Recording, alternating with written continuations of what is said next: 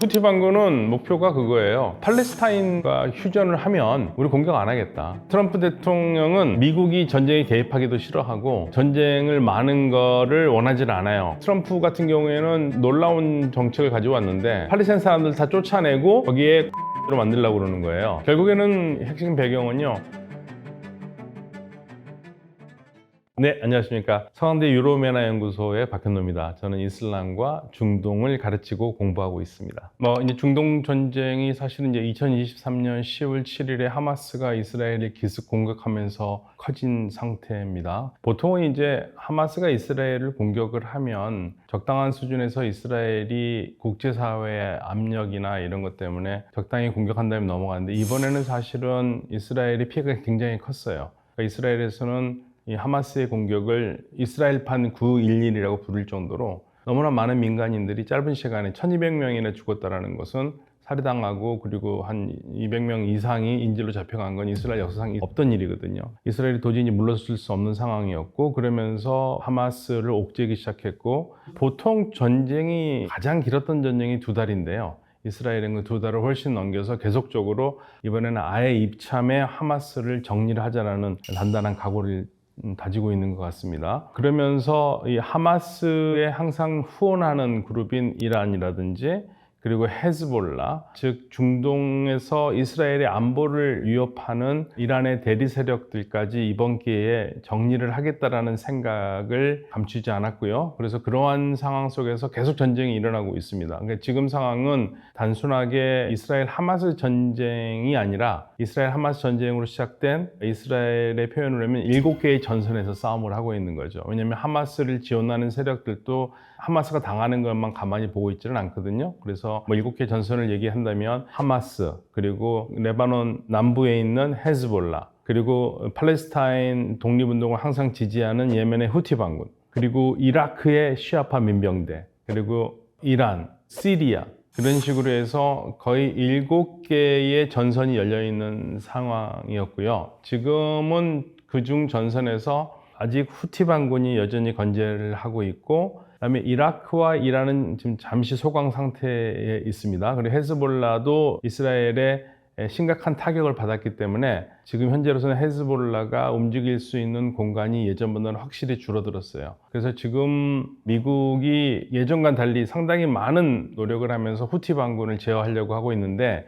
단순히 후티 반군을 제어하려는 목적만 있는 게 아니라 이란의 일종의 보여주는, 만약에 우리하고 핵협정을 제대로 하지 않고 우리가 원하는 대로 핵 문제를 해결하지 않으면 우리가 후티 반군을 때리는 것처럼 이란을 때릴 수 있다라는 그러한 본보기를 지금 보여주고 있는 거죠. 결국에는 이 핵심 배경은요, 이스라엘의 처지에서는 이스라엘의 안보에 가장 위협이 되는 나라는 사실 이란이거든요. 이란은 1979년 이란 혁명 이래로 시온주의 이스라엘 제거가 이란의 일종의 국시입니다. 국시. 국가적인 목표이기도 하고. 그래서 그러한 목표하에서 팔레스타인 독립운동을 열정적으로 지지를 해왔거든요. 단순히 그냥 말로만 지지하는 게 아니라 무기와 돈을 지원해왔어요. 예를 들면 이스라엘이 북쪽으로는 레바논과 국경을 대고 있는데 그러니까 이스라엘에서는 북부고 레바논에서 남부죠. 여기 헤즈볼라가 있지 않습니까? 이 헤즈볼라는 이란이 만든 대리 조직이에요. 그러니까 이란이 이라크에 있는 대리 조직, 그리고 레바논에 있는 헤즈볼라 대리 조직에 무기와 돈을 대고 그 다음에 하마스에게도 지원을 하고 있었거든요. 그러니까 이스라엘은 그거를 더 이상 못 참겠다. 더군다나 후티 반군도 여전히 이란의 도움을 계속 받아왔기 때문에 이스라엘은 단순히 하마스의 공격이 하마스 단일한 공격이 아니라 전체적으로 큰 흐름에서는 이란이 공격한 거다라고 생각을 하는 거죠. 그러니까 이스라엘은 이번 기회에 이거를 끊지 않으면 이스라엘이 보기에는 이게 악의 고리죠. 이 악의 고리를 끊지 않으면 이스라엘 안보가 살아날 수가 없다. 그래서 지금 이스라엘이 공격을 멈추지 않고 있는 거고요. 그런데 이제 트럼프 대통령은 이스라엘을 지지하면서도 확전을 원하지는 않아요. 그래서 계속 휴전을 얘기를 하고 있는데 휴전을 했다가도 지금 휴전이 깨진 가장 큰 이유는 사실은 하마스와 이스라엘 휴전이 성립됐다가 깨졌거든요. 지금 현재로서는요. 근데 아직 인질을 다 구출하지 못했죠. 그러니까 사실은 이제 하마스가 인질을 다 풀어주는 게 맞아요. 그 자꾸만 사람 목숨을 가지고 협상을 하는 건 좋은 건 절대 아닌데, 하마스는 만약에 우리가 인질을 다 풀어주면 우리는 협상에 지렛대가 없으니까 이걸 갖고 가겠다, 그런 심산인 것 같은데, 이스라엘의 국가적인 상황에서는 인질을 다 풀어야겠죠. 그러니까 일단 인질을 다 풀고 그 다음에 하마스를 괴멸시키려는 게 궁극적으로 이스라엘의 목표죠. 사실 바이든도 전쟁을 원하지 않았겠죠. 예, 바이든도 이제 이스라엘에 항상 주문을 했던 게, 쉽게 말하면 이런 거예요. 니네 맞은 거 나도 참 마음이 아파. 그러니까 맞은 만큼만 보복을 해라. 근데 그 이상을 하니까, 그 이상 한다는 얘기는 이스라엘은 그래요. 아니, 우리가 민간인을 죽이려고 하는 게 아니라 하마스 이 못된 애들이 민간인 사이에 껴있기 때문에 하마스를 죽이다 보니까 민간인이 죽인 거지, 우리가 민간인을 타겟을 한 거 아니다고 그러고, 미국은 아니 그래도 좀 살살 좀 해라, 너무 심하지 않느냐, 이런 식으로 해가지고 사실은 바이든 행정부가 많이 막으려고 했지만 막지는 못했고요. 트럼프는 대통령 되기 전부터 얘기를 했습니다. 대통령 된 다음에도요, 내가 취임식을 하는 1월 20일까지 전쟁을 끝내라. 그래서 네탄야후 이스라엘 총리가 사실은 울며 겨자 먹기로 일단은 트럼프 말을 들어준 거였죠. 그러니까 트럼프 대통령은 미국이 전쟁에 개입하기도 싫어하고 전쟁을 많은 거를 원하지 않아요. 그러니까 트럼프 행정부의 아주 대표적인 구호 중에 하나가 하던 전쟁 멈추고 새로운 전쟁 하지 않는다는 거거든요. 예, 그런데 이제 약간 이제 모순적인 상황이 나왔는데, 그럼 후티 반군을 왜 공격하느냐 이거죠. 그런 문제는 좀 있긴 해요. 근데 후티 반군은 전략적인 선택인 것 같습니다. 이란을 제어하기 위해서요. 이스라엘의 시각은 이래요. 그러니까 우리가 하마스는 제거를 해야 되는데 하마스가 항상 민간인 사이에서 끼어 있다. 그러니까 우리가 민간인을 죽인 거는 우리가 그들을 타겟을 해서 그런 게 아니라 하마스를 공격하는데 하마스가 민간인 사이에 끼었기 때문에 어쩔 수 없는, 우리가 봤을 때도 안타까운 상황이다, 이런 식으로 얘기를 하는 거고, 이제 국제사회나 여기서는 말 좀 그러지 하지 말아라. 하마스가 꼭 있는 것도 아닌데 니네 공격도 하더라. 이런 식으로 얘기해서 약간 엇갈리는 부분들이 있어요. 트럼프 같은 경우에는 좀 놀라운 정책을 가져왔는데, 지금 어차피 전쟁이 벌어지고 있는 가자 지역은 거의 80%가 파괴됐거든요. 사람이 살 수가 없어요. 사람 살기가 굉장히 어려워요. 근데 가자에 사는 주민들이 한 220만 됩니다. 이 사람들이 제대로 살기가 어려운 상황인데, 그럼 이제 전쟁을 빨리 끝내고 재건을 해야 될 거 아니에요. 그런데 이제 트럼프 대통령은 여기 보니까 이 가자 지역이 지중해변이거든요. 참 이거 여기 해변에 휴양지를 세우면 참 좋겠다. 그래서 이 휴양지를 세워서 중동의 리비에라 관광 명소를 만드는데, 거기까지는 괜찮아요. 개발하고 사람들 살게 하면 좋잖아요. 그런데 좀 좋게 얘기하면, 근데 우리가 공사할 때 걸리적거려. 너네 좀 나가. 그래서 팔레스타인 사람들 다 쫓아내고 거기에 관광지로 만들려고 그러는 거예요. 그러면 관광지로 만든 다음에 팔레스타인들이 다시 들어올 수 있느냐? 아니, 못 들어온다는 거예요. 원래는 미국은 친이스라엘 정책을 계속 펴왔는데, 이번에 독특한 거는 현실적으로 전쟁을 계속할 수밖에 없는 상황을 만들지 않겠다. 그래서 아예 미국이 이 가자 지역을 미국 땅으로 만들어 버리겠다, 그런 얘기를 하고 있죠. 근데 지금은 뭐 거기에 대해서는 더 이상 추진력은 많이 없는 것 같은데, 왜냐면 아랍 국가들도 이게 말이 안 된다고 얘기를 하고 있고, 그래서 지금 사실 약간 소강 상태입니다. 아랍 국가들도 거기에 대해서 나름의 대책을 얘기를 하고 있고, 근데 아직 뭐 지금 가자 전쟁이 끝나지 않고 있으니까요. 계속적으로 이어가고 있으니까 일단은 끝나야겠죠. 후티 반군을 강하게 공습하는 것은, 일단 후티 반군이 어디를 지금 막고 있냐면 홍해에 들어가는 입구를 막고 있거든요. 바블 만답이라는 해협이 있습니다. 이 바블 만답 해협을 지나야지만이 홍해로 들어가서 수에즈운하를 통해서 유럽으로 갈 수 있는 통로가 열리는데, 거기를 막고 말 그대로 친이스라엘 국가들의 선박을 공격을 하니까 다들 지금 돌아가고 있거든요. 희망봉을 돌아서 2주가 더 걸려서 돌아가니까 물류 비용이 당연히 올라가겠죠. 이런 상황이 2023년 10월부터 계속되고 있으니까 이거는 고리를 끊어야 되잖아요. 그래서 이제 미국이 이번에는 본격적으로 고리를 끊겠다라는 첫 번째 목적과, 그래서 거기에 지금 항공모함을 2대로 움직이고 있습니다. 칼 빈슨호와 해리스 트루먼, 이 두 항공모함을 거기에 지금 중동 지역에서 작동을 하고 있고요. 그런데 후티 반군만을 섬멸을 하는 거냐, 그게 아니라 이란에게 보여주는 거죠. 근데 사실 지금 미국 언론의 보도에 따르면 미국의 공격이 굉장히 효과적이지는 않다. 쏟아 부어도 지금 뭐 한 20% 정도밖에는 지금 후티 반군을 제거하지 못했다. 실질적으로 굉장히 어렵다 얘기를 하고 있는데 지금 굉장히 중요한 항구에 호데이다라는 항구가 있거든요. 거기를 지금 장악을 하려고 하는 것 같습니다. 일단은 거기를 장악을 하고 후티 반군을 북쪽으로 밀거나 아니면 후티 반군을 약하게 해서 모든 무기들을 파괴하는 건데 역대 가장 많은 집중적인 노력을 하고 있는 건 사실입니다. 후티 반군은 목표가 그거예요. 팔레스타인과 휴전을 하면 우리 공격 안 하겠다. 사실은 이제 휴전 협정이 되면은 실질적으로 후티가 공격을 안 했거든요. 근데 이 휴전이 또 어긋나니까 또 공격을 하고 있고. 그래서 이 후티 반군은 팔레스타인의 독립, 팔레스타인 국가 건설을 지지하는 그룹이라서 이들 팔레스타인 사람들의 문제가 생기면 바로 우리도 뒤에서 후원하면서 공격하겠다라는 그런 입장이기 때문에 휴전이만 되면 자기는 공격 안 하겠다고 얘기를 하고 있어요. 후티는 이슬람과 반미, 반이스라엘, 반유대 여기에 구체적인 목표를 가지고 있는 그룹이거든요. 이들이 가지고 있는 구호가요. 알라는 위대하시다. 미국의 죽음을, 이스라엘의 죽음을, 유대인에게 저주를, 그리고 이슬람의 승리 얘기를 하고 있거든요. 거기서 이스라엘을 왜 저주하느냐, 왜 미국을 저주하느냐, 팔레스타인 문제 때문에. 그리고 중동에서 문제를 일으킨 게 다 미국이기 때문에 미국이 잘못된 왕정을 지지하고 잘못된 나라를 지지하면서 무슬림들은 못 살게 굴고 있다고 생각하는 게 후티 반군이거든요. 후티는 아주 구체적으로 반유대, 반이스라엘, 반미국 이거를 구체적으로 얘기하고 있어요. 이란 같은 경우에는 반유대는 안 하거든요. 이란은 반유대라는 말을 쓰질 않아요. 우리는 시온주의는 싫지만 유대교를 싫어하는 건 아니다. 우리가 유대교와 유대인을 싫어했으면 우리나라에도 유대인들이 있는데 걔네들 우리가 다 못 살게 굴지 않았겠느냐. 우리 그러지 않는다. 우리나라에서 이란에서도 유대인들은 자유롭게 자기 신앙을 지키고 살 수 있다. 그러니까 우리가 반대하는 건 유대교나 유대인이 아니라 시온주의자다라고 얘기를 하고 있는 겁니다. 그런데 후티 반군은 아주 대놓고 반유대, 반이스라엘 얘기를 하고 있죠.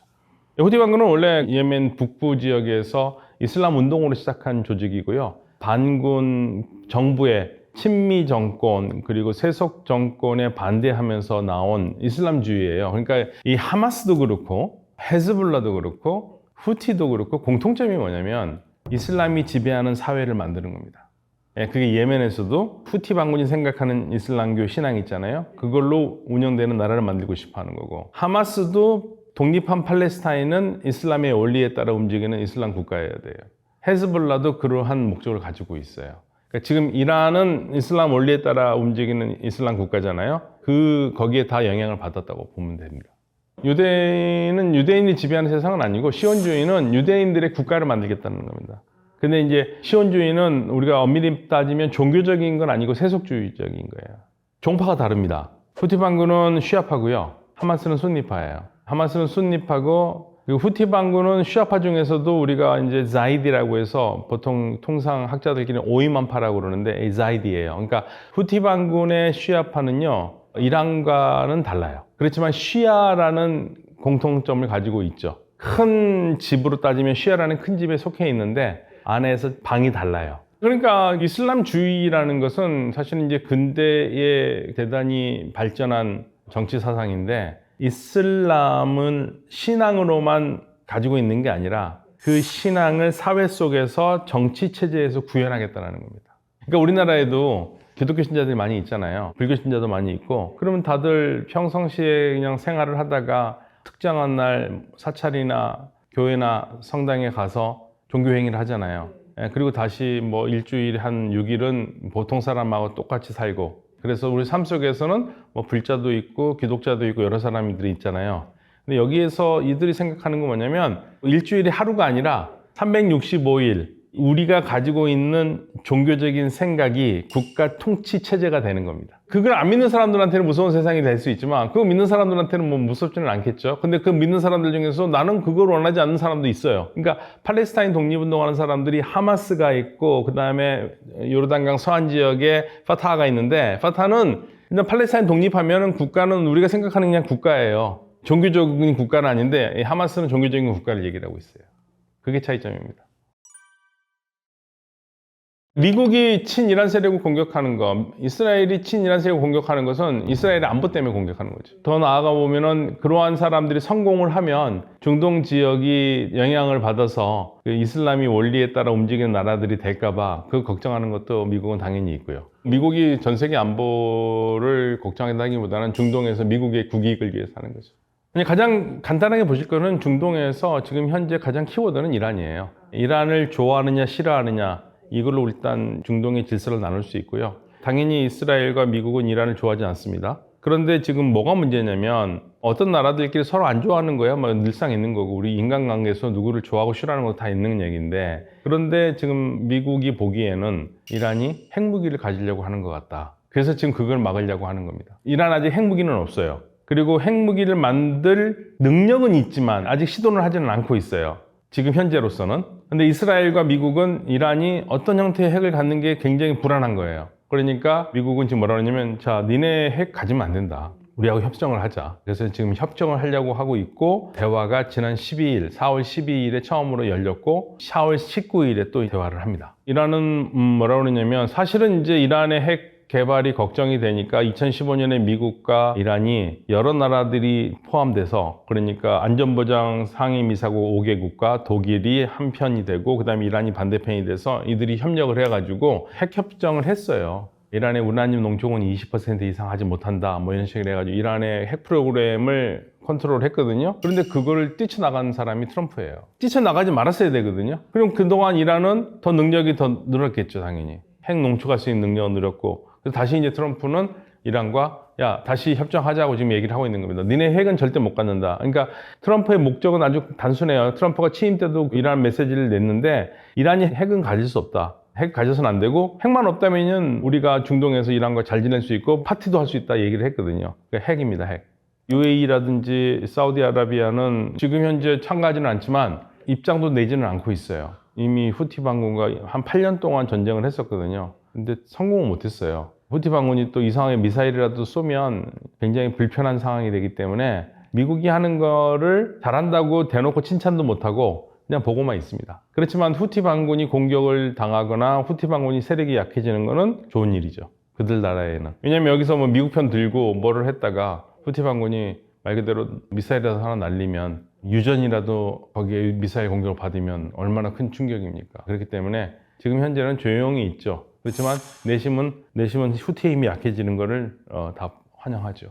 이란 핵 협상만 잘 된다면 미국으로서는 일단 가장 큰 숙제는 한 거예요. 중동 어느 나라들도 트럼프가 처음 대통령 취임했을 때에는 트럼프 편에 서서 아랍 국가들이 이란과 적대시하는 입장을 보였거든요. 근데 그렇게 하는 게 큰 이득이 안 된다는 것을 깨달았고 이제는 아랍 국가들도 전부 다 이란을 좀 껄끄럽게 생각했던 나라들도 전쟁이라는 거 있으면 안 된다. 전쟁이 있으면 이 경제가 엉망이 되기 때문에 그래서 이란과 관계를 개선하고 있어요. 그래서 여기 중동에서 가장 큰 문제는 이제 이란 핵 협상이거든요. 핵 협상이 돼야 되는 거고 이란은 뭘 원하냐면 우리가 핵 협상을 할 테니까 제재를 풀어라. 경제 제재를 풀어라는 거고 미국은 야, 너 핵 협상을 해야지만 우리가 경제 제재를 풀어주겠다는 거고 경제 제재와 핵이 지금 맞물려 있습니다. 그래서 핵 협상이 잘 되느냐가 문제인데 이게 일단은 시작해서 첫 만남은 괜찮았어요. 그렇지만 그 이후에 또 나오는 말들이 말 그대로 설왕설래해서 아직은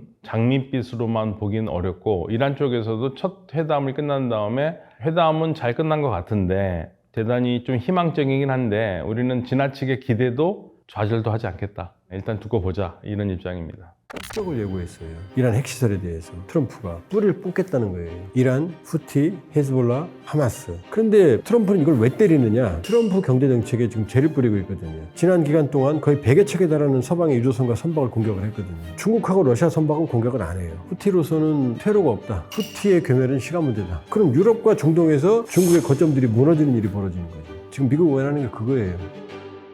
트럼프 젤렌스키 2월 28일 세계적인 백악관 설전 생중계 그때는 종전이라는 표현을 썼어요. 종전. 전쟁을 끝내는. 근데 그 싸움 이후에는 휴전으로 이름이 바뀌었죠. 휴전으로 바뀌었어요. 크게 보면 패러다임이. 이걸 주시해야 돼요. 종전은 어렵죠. 왜냐? 종전협정, 이걸 평화협정이라고 그러거든요. 하려면 제1항이 영토 규정이거든요. 영토 때문에 전쟁하잖아요. 푸틴은 현재 2014년에 강제로 뺏어간 크림반도 돈바스를 합치면 전쟁 이후에 추가로 확보한 면적이 우크라이나 땅이 경상남북도, 전라남북도, 강원도 면적쯤 돼요. 다 합치면 남한 면적이에요. 우크라이나 영토의 한 20%, 한 18, 17, 20 요 사이 왔다 갔다. 어마어마한 면적이죠. 이거를 푸틴은 절대로 돌려줄 생각이 없어요. 경우에 따라서 극히 일부는 돌려줄 수는 있겠지만 그 우크라이나는 여기에 동의할 수가 없잖아요. 영토의 5분의 1을 뺏겼는데 여기서 쫑이 나요. 그러니까 종전 입장은 안 돼요. 트럼프 대통령이 처음에 종전이라는 표현을 잘못 쓴 거죠. 어려운 것. 그러면 휴전은 가능하죠.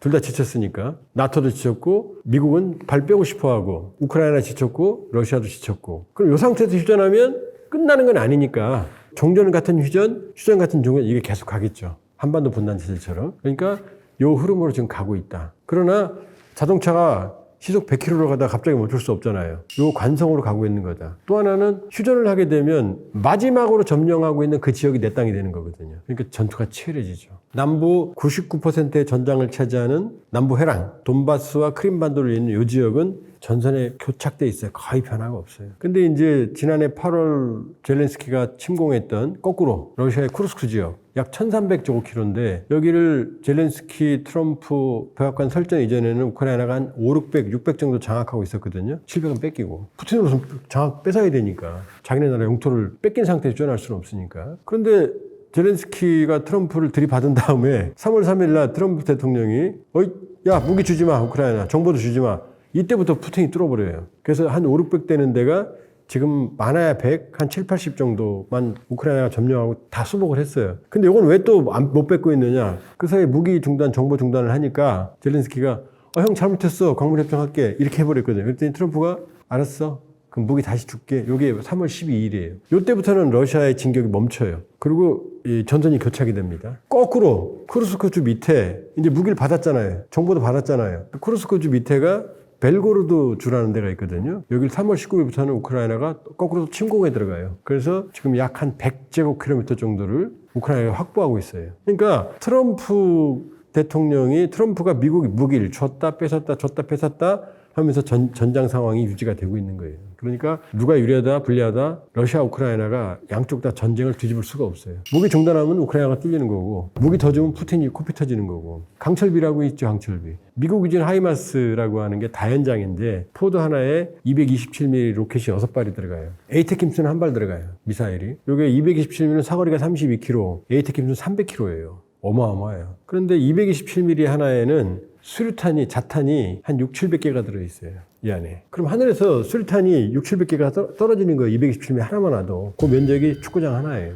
그러니까 이 하이마스 로켓 포드 하나만 동시 발사하면 축구장 6개 면적이 초토화되고 32km 거리에서. 그 다음에 에이테킴을 쓰면 300km 거리에 있는 축구장 4개 면적을 초토화시킬 수 있거든요. 이거를 못 쓰게 하니까 뚫렸던 거고 쓰게 하니까 이제 북한군, 러시아군들이 이제 주춤거리고 벨고로도 뚫고 들어가는 거죠. 그러니까 이 상황이니까 어차피 처음에는 젤렌스키를 압박을 했잖아요. 처음에 어떻게 되느냐. 집권하자마자 트럼프 대통령이 러시아를 먼저 접촉해요. 네 말 들어줄게. 영토 5분의 1 점령한 거 인정해줄게. 우크라이나 나토 가입 안 시킬게. 안전보장 그런 거 안 해줄 거야. 푸틴이 씩 웃죠. 그 젤렌스키 말 안 들으니까 두르게 폈잖아요. 설전하고 젤렌스키 독재자야. 무기 공급 중단하고. 이제 또 푸틴이 말을 안 들으니까 무기 공급 다시 재개하고 또 말을 안 들으니까 뭐라고 말해요. 너 그러면 니네 석유 러시아 수출품의 60%가 석유하고 가스거든요. 이거 팔아서 전비를 충당하거든. 뭐라고 말했어요. 너 이렇게 안 하면 한 달 내에 중단 안 하면 한 달 이후에는 니네 원유에 석유에 25% 관세를 매길 거야.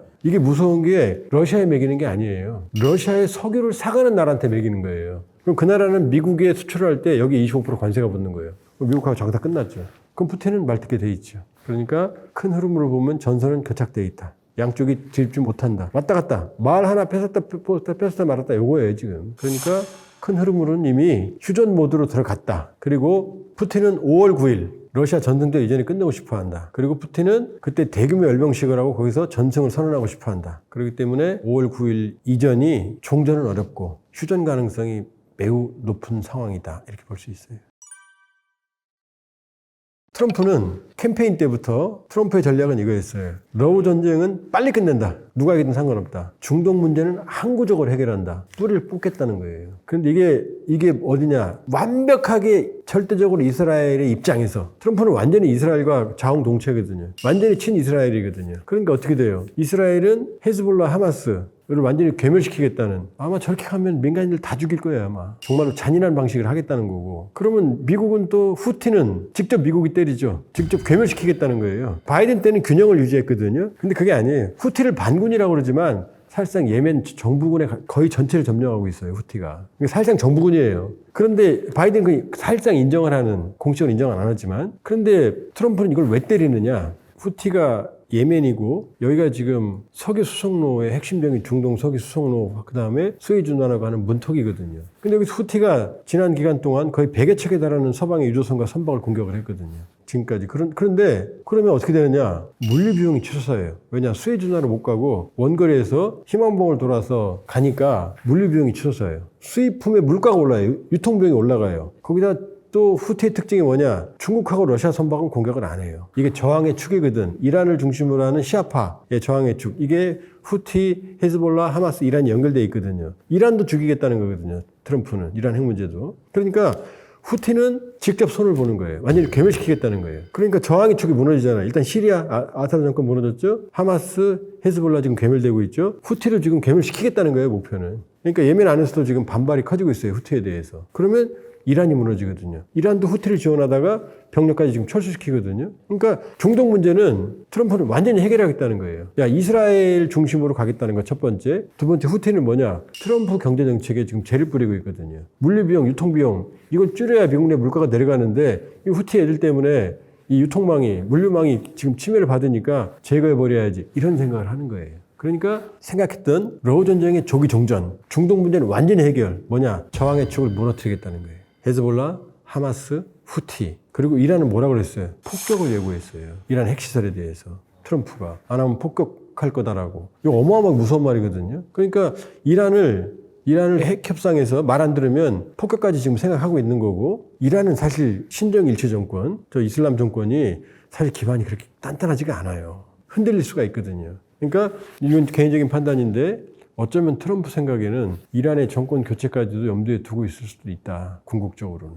이게 중동 문제 항구적 해결이에요. 왜냐? 지금 트럼프의 또 하나는 친사우디아라비아예요. 이 바이든 때는 사우디아라비아가 중국과 급속히 친했거든요. 그리고 중국은 이란 시아파와 수니파, 이 앙숙인 이 사이를 중재하려고 노력을 했어요. 근데 거꾸로 지금 러우 전쟁 휴전 협상도 어디서 해요? 사우디에서 하거든요. 완전히 트럼프 대통령은 사우디를 친사우디예요. 사우디와 이스라엘을 친하게 하려고 그래요. 왜? 사우디와 이스라엘의 동시에 적이 이란이니까. 그러니까 결국은 트럼프 대통령은 사실 거친 것처럼 보이지만 완전한 시아파의 축, 저항의 축, 이란을 중심으로 이걸 괴멸시키려고 하는 거다. 그래서 사우디, 이란과의 관계도 지금 개선시키려고 하고 있고, 틈만 나면 사우디를 지금 활용을 하는 거거든요. 그러니까 중동 질서 재편을 꾀하고 있다. 이스라엘과 미국 중심에. 이렇게 볼 수 있죠. 만일에 이란의 축이 무너지면 중동 전체가 침미할 가능성이 있죠. 왜냐하면 반미의 핵심적인 그 저항의 축이 사실은 이란을 중심으로 하는 수니파였거든요. 그게 핵심이 이란, 후티, 헤즈볼라, 하마스. 여기에 이제 이란이 있고 이걸 지원하는 게 이제 이란 혁명군이 주로 이들을 지지하고 있었거든요. 그러니까 결과적으로 이란의 축이 무너지면 시리아도 무너졌고 이미 그러면은 이 중동 전체에 대해서 러시아의 입김, 이란의 입김이 쭈그러들게 되면은 아무래도 침미화하는 중동 전체가 침미화하는 경향이 뭐 부분적으로 차이가 있겠지만 나타날 수 있겠죠. 지금 예멘 내전은 후티가 압도적으로 지배하고 있지만 사우디와 아랍에미리트가 뒤에서 지금 정부군을 지원하고 있어요. 아랍에미리트 연합은 실제로 파병까지 했었어요. 그러니까 미국이 후티를 흔들어 놓으면 정부군이 다시 아랍에미리트와 사우디의 지원을 받아서 후티를 몰아낼 가능성이 있어요. 지금 미국이 원하는 게 그거예요. 그러니까 지금 단기적으로 후티와 협상을 하겠다는 게 아니라 지금 괴멸시키는 게 목표예요. 후티로서는 퇴로가 없다. 지금 저항을 해야 되는데 괴멸이냐 저항이냐인데 저항할 능력은 없고 이란까지 지금 지지를 처리하고 있기 때문에 후티의 괴멸은 시간 문제다. 그럼 완전히 괴멸이 되느냐 아니면 아프가니스탄 내전처럼 복잡한 양상으로 가느냐 이 문제지 지금 사실상 정부군을 역할을 하고 있던 후티의 세력은 급격히 축소될 거다. 지금 후티가 정부처럼 똑같이 역할을 해요. 국제법도 인정을 못 받지만 세금도 걷고 통치하고 사실상 정부였거든요. 근데 그 기반이 무너지고 있는 거죠.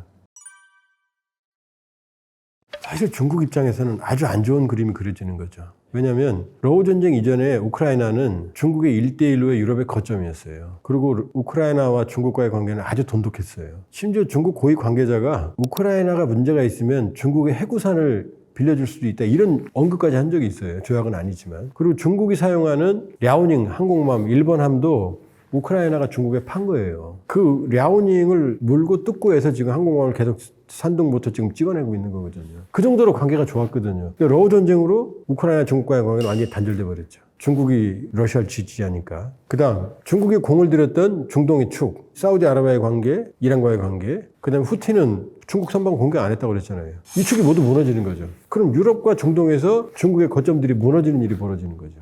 중국이 아프리카에 많은 공을 들였거든요. 지부티 같은 경우는 중국군이 쓸 수 있는 항구까지 있거든요. 그러니까 이 축이 무너지는 거죠, 사실. 약화되는 거죠. 그러니까 중국으로서는 지금 겉으로는 태연하지만 1대1로나 중국의 세계 전략에서 아주 안 좋은 그림들이 그려져 가고 있는 거죠. 파나마까지 지금, 파나마 운하에 대한 영향도 지금 뺏겼잖아요. 그러니까 겉으로 보면 사실은 트럼프의 정책 중에 중국을 압박하는 정책은 착착 진행돼 가고 있는 거죠. 자연스럽게. 중국으로서는 악몽의 상황이 점점 벌어지고 있는 거고 아직 중국 본토에 대해서는 칼을 들밀지 않았거든요. 그러니까 중국으로서는 사실 뭐 자신만만하게 대만 침공 훈련을 하지만 사실은 중국은 그렇게 중국의 기상은 흐림이지 맑음이 아니라고 볼 수 있어요.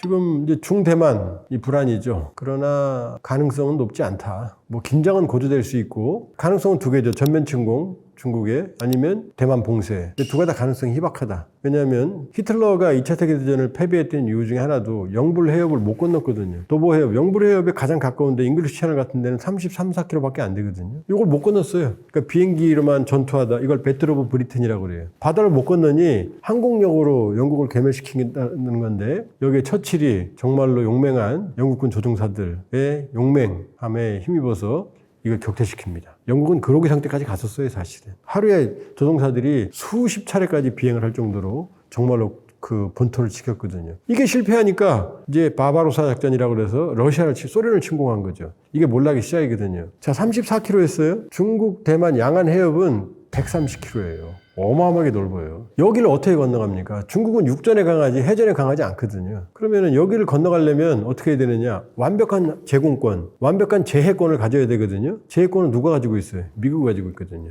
제공권은 지금 중국 항공기, 미국 항공모함 전단에 비해서 사실은 턱도 없거든요. 이 상태에서 건너간다? 자살행위죠. 미국이 안 도와줘도 대만은 가만히 있나요? 수십 년간 상륙 억제 전력들을 확보했기 때문에 레이더로 130km 다 보이거든요. 지대한 미사일로 쏴버리면은 중국 상륙 전대는 거의 괴멸당할 수밖에 없거든요. 그러면 특수부대를 뭐 주요 도시에 또 투입한다. 특수부대는 게릴라지 정규군이 안 오면 이길 수가 없거든요. 중국이 이길 수 있는 방법이 딱 하나 있어요. 인민해방군 100만 명 정도가 수영해서 건너가면 돼요. 그럼 이길 수 있어요. 그런 상륙 전력이 없다. 미국도 가만히 놓지 않는다. 그럼 봉쇄는 어떠냐? 봉쇄도 미국이 가만히 안 있죠. 왜냐? 대만에 TSMC가 있잖아요. TSMC가 재기능을 못하면 어떻게 되죠? 세계 경제 괴멸될 거래요? 흔들릴 거래요? 그렇죠? 극대한 혼란이 올 거래요? 그럼 미국이 그걸 가만히 두고 보겠어요? 해상력으로? 봉쇄, 전면 침공, 위협은 할 수 있지만 실제로 한다 그러면은 잘못하면 시진핑 정권은 몰락으로 갈 수도 있다. 다만 교란은 시킬 수 있을 거다. 해저턴을 잘라버리고 사이버 테러하고 그다음에 공포감을 심어주고 극도의 위협을 하고 이건 가능하다. 그러나 전면 봉쇄도 그 다음에 대만 침공도 시진핑이라면은 제가 보기에는 선택을 한다면 죽기 직전의 선택일 거다. 정권 붕괴 직전의 선택일 거다. 그게 제 판단이에요. 중국이 원하는 건 저런 압박을 통해서 대만 내 친중 정서를 확산시켜서 친중 정권이 들어오고 그 다음에 중국으로 자발적으로 들어오는 이걸 원하는 거지 정말로 무력으로 해결할 수 있다. 그 카드는 남겨두겠죠. 그러나 실제로 쓴다면 그건 위험한 거죠. 예를 들어서 만일에 그런 카드를 쓰게 되면은 불확실성이 너무 커지거든요.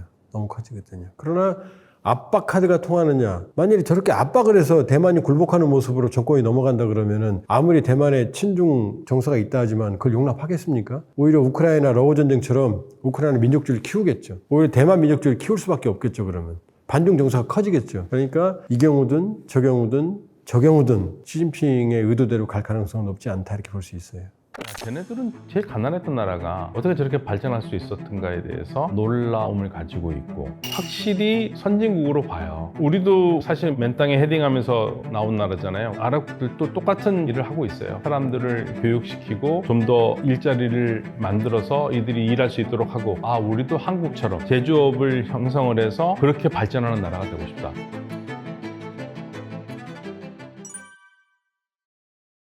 일단 저는 항상 요즘 수업 시간에도 이런 얘기 많이 하는데 제가 66년생이거든요. 66년생들 지금 이제 60대로 가는 50대 후반 세대들은 개발도상국 대한민국에서 태어났습니다. 지금 태어난 대한민국 아이들은 선진국에서 태어나고 있죠. 그게 그러니까 우리는 지금 아버지 세대는 더 가난한 나라였고요. 세계에서 가장 가난한 나라였죠. 방글라데시와 함께 가장 가난한 나라인데 지금 쭉 올라왔잖아요. 그러니까 이 상승 곡선이 보이지 않습니까? 우리는 다 봤잖아요. 조금 잘 살 때부터 저 잘 살 때까지 쭉 봐왔던 그러한 나라이기 때문에 중동 국가들도 또 한국을 똑같이 봐요. 야, 쟤네들은 제일 가난했던 나라가 어떻게 저렇게 발전할 수 있었던가에 대해서 놀라움을 가지고 있고, 더군다나 야, 쟤네들은 우리처럼 석유가 있는 것도 아닌데 어떻게 저렇게 발전을 했지? 라는 데 대한 놀라움을 가지고 있어요. 그런데 그냥 놀라움으로 끝날 수 있지요. 뭐 우리는 석유 많고 석유 갖고 돈 벌면 되니까. 그런데 지금 석유만 갖고 돈 벌 수 있는 세상이 지났어요. 그리고 이 석유나 가스가 있는 나라들은 가격에 굉장히 민감하잖아요. 가격이 계속 높은 가격이 형성이 되면 좋은데 최근에 유가가 $70 아래에서 왔다 갔다 하거든요. 그러니까 유가가 낮은 거죠. $100나 뭐 $90는 돼야 될 텐데 그래야지 좀 돈도 많이 더 벌 텐데, 그래서 세입이 줄어들지 않습니까? 그래서 이들 나라들이 전부 다 하고 있는 게 뭐냐면 중동의 산유국들, 에너지 부국들이 산업 다각화를 얘기하고 있어요. 그 산업 다각화는 말이 어려운 것 같이 아주 단순합니다. 석유 외에 다른 걸로도 돈을 벌겠다. 그런데 한국 같은 나라가 대표적으로 산업 다각화 국가죠. 그러니까 우리나라는 국가 살림이 국민이 내는 세금으로 하잖아요. 제조업이 우리가 GDP 대비 한 24% 되고요. 그래서 수출하고, 기업에는 법인세, 개인에게는 소득세를 받으면서 나라를 운영을 하지 않습니까? 부가가치세와 함께. 근데 이들 나라는 그동안 석유 자원으로만 살아왔던 거죠. 그래서 우리도 한국처럼 또는 일본처럼 제조업을 형성을 해서 그렇게 발전하는 나라가 되고 싶다. 비석유 분야로 돈을 많이 벌고 싶은 거죠. 그래서 한국이 좋은 파트너가 될 수 있다고 생각하는 겁니다.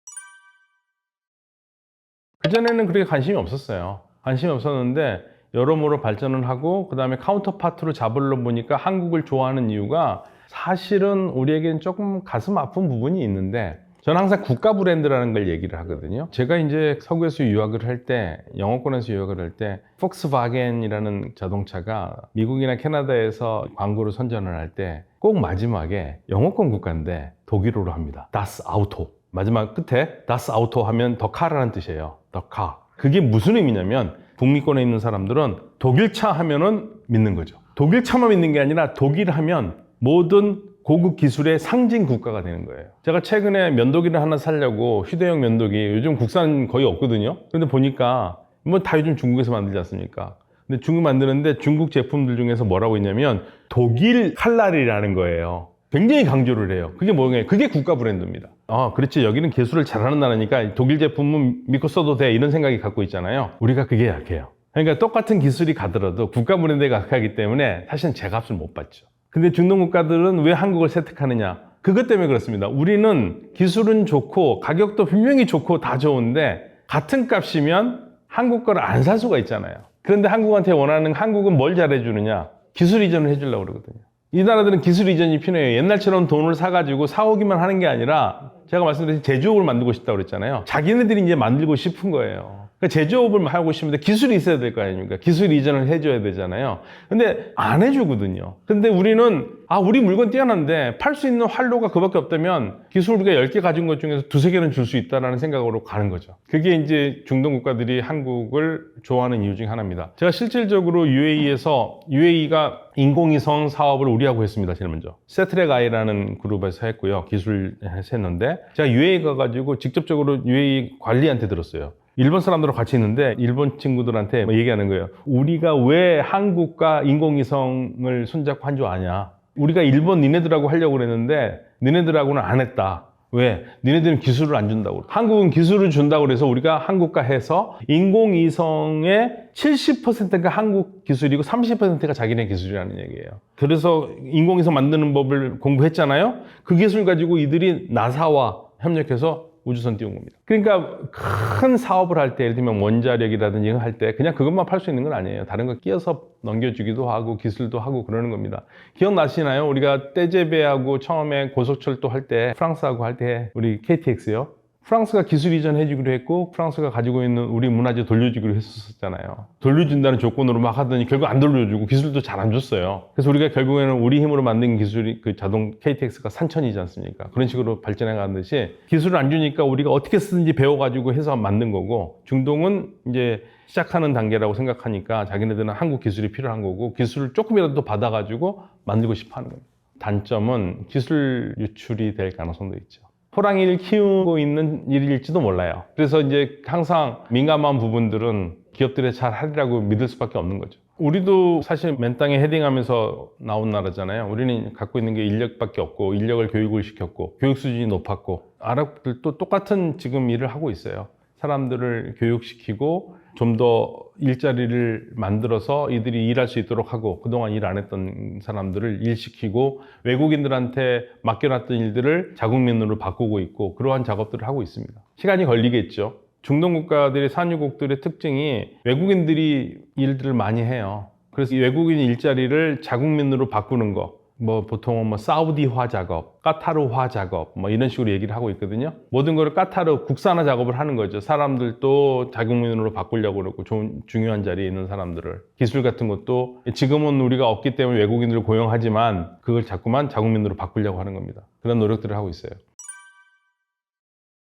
전 세계 시장에서요, 무기 시장에서 중동 국가들이 한 30%를 차지합니다. 굉장히 큰 시장이죠. 우리 무기를 좋아하는 이유 중에 하나는 K방산이 중동에서 먹혀 들어가는 가장 큰 이유 중에 하나는 일단 제품의 가격에 비해서 성능이 너무 좋아요. 가격도 싸고 성능도 좋고, 그리고 기술 이전도 받고 싶어 하고, 모든 게 다 기술이 연결되어 있습니다. 그러니까 한국이 잘못하면은 기술 이전을 잘못해가지고 손해볼 가능성도 있지만 우리 기업들이 그렇게 바보 같은 기업들은 아니니까. 그래서 지금 우리의 소위 말해서 한국 기술력이 제품들이 가성비가 너무 좋아요. 그냥 좋은 게 아니라 상당히 좋기 때문에 이들 국가들도 그 성능에 만족을 하는 거죠. 그래서 성능을 보고 사는 거고, 우리는 이제 70년대부터 자주국방이라는 이름으로 방산산업, 우리는 사실은 뭐 무기를 수출하려고 하는 게 아니라 실질적으로 북쪽에 위협이 있기 때문에, 북한의 위협 때문에 자주국방이라는 걸 해왔잖아요. 그러니까 우리는 너무 당연한 건데, 이들 국가들이 그동안에는 모든 자국 방어를 미국에 주로 의존을 해왔거든요.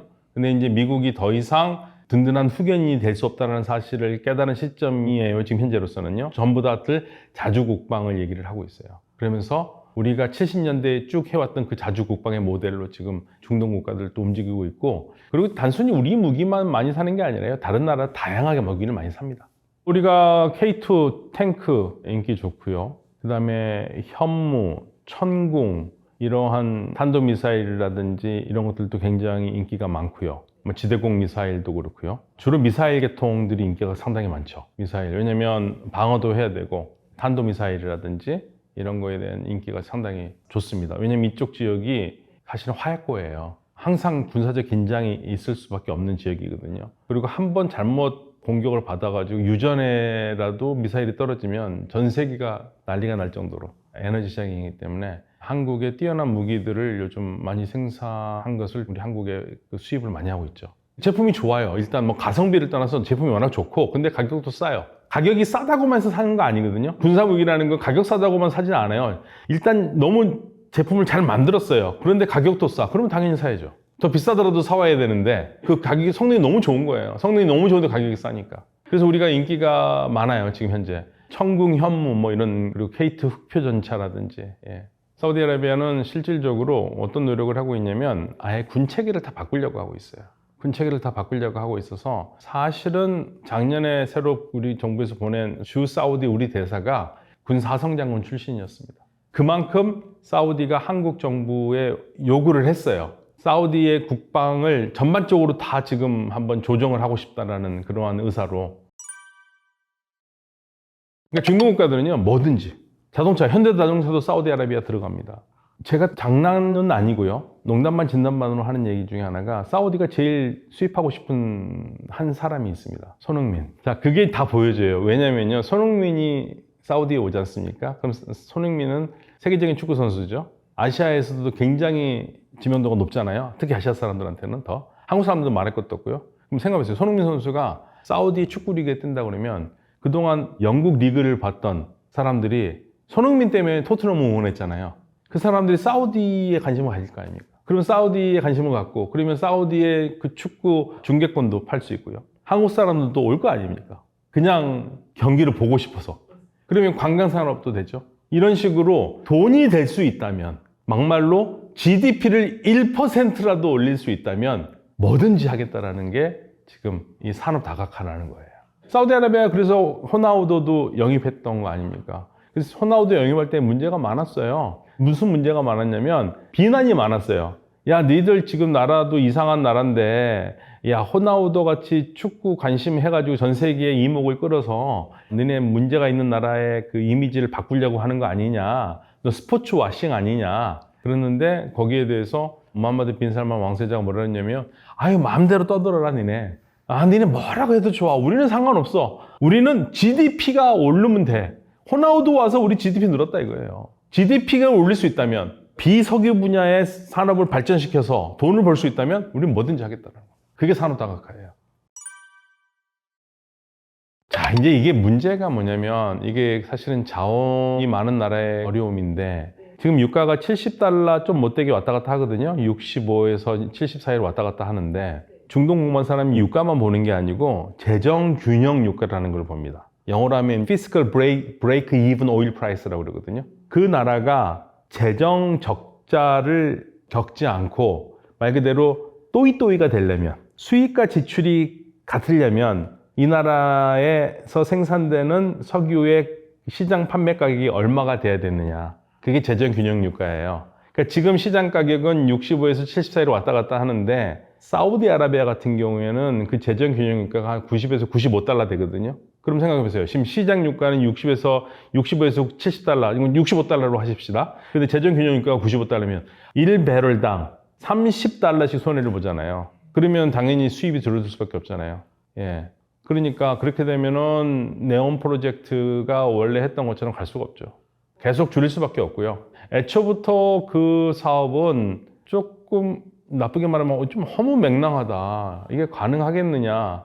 그러면 저한테도 그런 얘기를 하고, 아니요, 그렇게 알면서도 왜 방송에서는 거기 비판을 안 했냐. 그런데 이 방송에서 비판하기 어려운 게요. 여러 국가 간의 관계도 있잖아요. 공중파 같은 경우에는. 그래서 저는 항상 잘 되기만 바란다고 얘기를 했거든요. 잘 되기만 바란다고. 그 되면 대단한 일이라고 그랬는데 사실은 다들 건설 관계자분들 전부 다들 이건 어려운 작업이다 얘기를 했고, 그래서 지금 계속 규모를 축소를 하고 있고, 사우디가 가장 지금 큰 일이 뭐냐면 2029년 동계 아시안 게임을 해야 되고요. 그리고 월드컵도 2034년에 해요. 2030년에 엑스포를 해야 되고, 그래서 이제 그 관계된 시설은 빨리 지으려고 할 거예요. 그렇지만 우리가 처음에 알고 있었던 네온 프로젝트 원안대로 가는 건 불가능하고 이미 지금 축소가 되고 있습니다. 지금 오사카에서 엑스포 있지 않습니까? 그거 가지고도 규모가 어떻고 얘기 많이 나오는데, 사우디 같은 경우에는 지금 이제 그런 행사를 두바이에서 한 다음에 중동에서는 두 번째로 하는 큰 행사인데 야심차게 준비를 하기 때문에 지금 뭐 네옴에서 아니고 리야드에서 할 수 있다는 얘기도 나오고 있어요. 그러니까 네옴에 공사가 돼야지 뭐 엑스포를 할 거 아닙니까? 그래서 리야드 쪽에서 할 수 있다는 얘기도 나오고, 그러니까 2030년이니까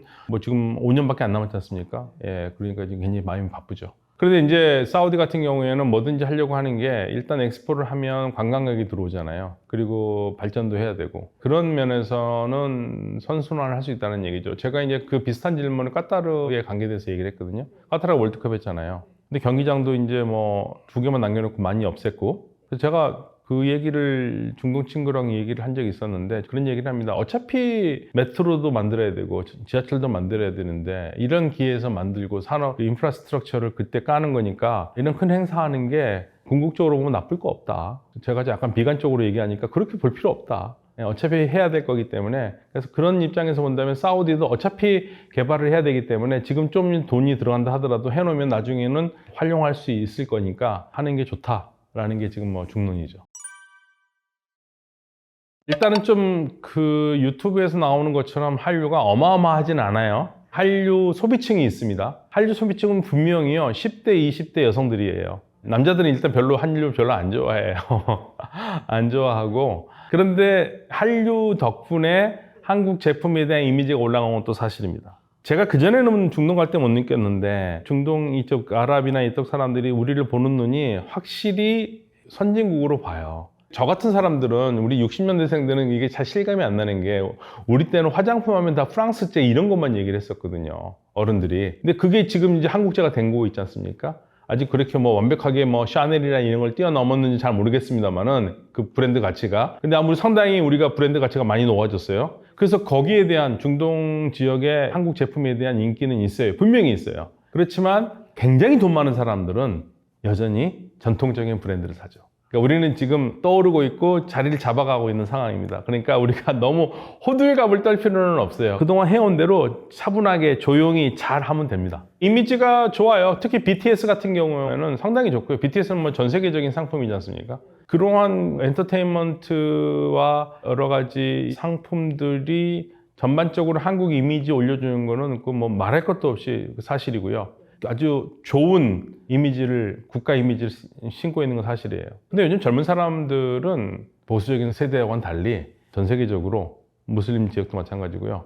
새로운 문화에 굉장히 민감하고 잘 흡수하고 있고, 그리고 우리 문화가 그렇게 성적으로 노골적이라든지 그러지는 않기 때문에 또 중동에 진출할 때는 굉장히 신경 많이 씁니다.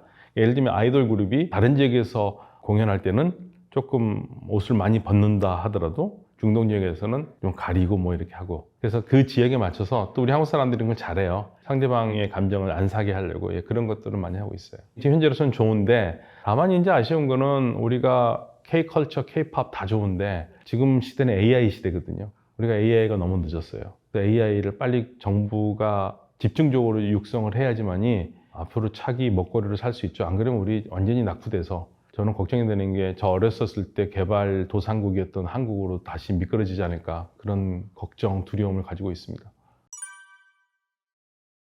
전략적 관계라는 것은 아주 단순해요. 일단 우리 문화가 사람들의 보편적인 감정에 호소를 하고 있으니까, 저는 이제 드라마를 못 봐서 요즘 이제 날 잡아서 봐야겠다 하는 게 폭삭 속았수다. 이 사람의 감정을 많이 건드린다고 그러더라고요. 인간이 가지고 있는 감정들이 비슷하거든요. 한국 사람들이 참 이야기를 잘 만들어내는구나, 스토리텔링이 뛰어나구나, 그러면서 문화를 만들어내잖아요. 우리가 어렸을 때요, 아기자고 예쁘고 한 건 다 일제였어요. 우리는 그렇게 못 만들었거든요. 근데 요즘 우리가 그렇게 너무 잘 만들더라고요. 특히 20, 30대 젊은 디자이너들 만든 거 보면은 너무 세련되고 멋있어요. 그런 식으로 가니까 한국 물건을 좋아할 수밖에 없겠죠. 국가 브랜드는 단순히 물건을 잘 만들고 어떤 가수가 노래를 잘하고 그런 걸로만 끝나지 않습니다.